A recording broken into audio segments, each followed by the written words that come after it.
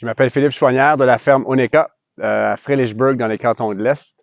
Ici, on fait des herbes médicinales. On récolte aussi beaucoup de branches de conifères pour faire des huiles essentielles. Et la ferme est une taille de 170 acres. Une de nos philosophies générales ici là, à la ferme, c'est vraiment de favoriser la biodiversité. Fait qu'il y a beaucoup de champs qui sont laissés à l'état sauvage. On laisse pas les arbres pousser, mais on invite, on encourage vraiment la nature à se diversifier naturellement. On a beaucoup d'asclépiades, de rosiers, de verges d'or à côté, donc dans une diversité de ça fait que l'été, ben, il y a bien des insectes ici, puis c'est comme un peu notre façon de laisser la terre se guérir, sachant que ça a été un verger conventionnel pendant bien des années.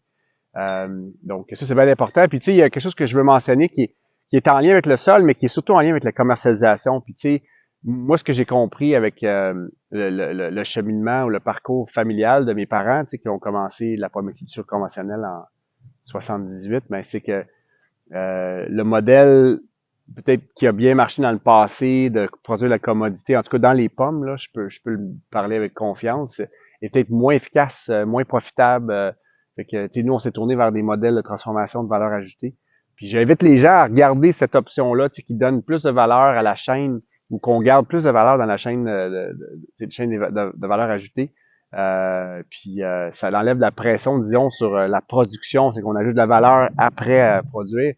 Ce qui, pour moi, enlève une pression sur les sols aussi.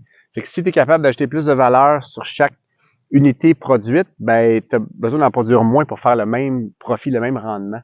Je trouve ce concept intéressant à explorer en agriculture parce que, oui, on veut nourrir tout le monde, ça c'est bien beau, mais en même temps, si l'agriculteur n'arrive pas à en vivre puis à en bien en vivre, c'est pas durable. Il t'offrera pas, là. Fait que il ou elle ne t'offrera pas. Fait que j'invite les gens à réfléchir à ce sens-là.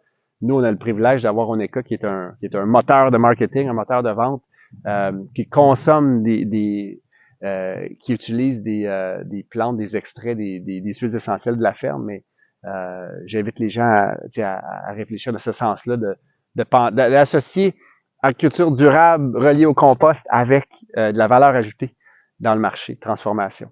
Dans nos choix de plantes, on favorise vraiment les vivaces. Je pense à la lavande, je pense à la sauge, je pense à la mélisse, les rosiers, donc les pommiers évidemment qui font partie de l'endroit ici. On a quelques plantes annuelles comme la calendule sur des petites surfaces, mais on laisse pas le sol à nu l'hiver, on met des toiles de cultivation là. Fait que, on n'a pas de concern d'érosion ou quoi que ce soit. On a des champs de foin, c'est pas énorme, on parle de 7-8 acres. Là. Encore là, c'est couvert à l'année. Fait que ici, chez Oneka, il n'y a pas de sol à nu. Ou très peu de temps dans l'année quand on est en transition entre deux productions. Là. Mais les sols d'annuels sont couverts avec des toiles de cultivation pour garder tous les nutriments dans le sol. Là. Donc on peut dire qu'on favorise clairement les vivaces et puis la couverture des sols.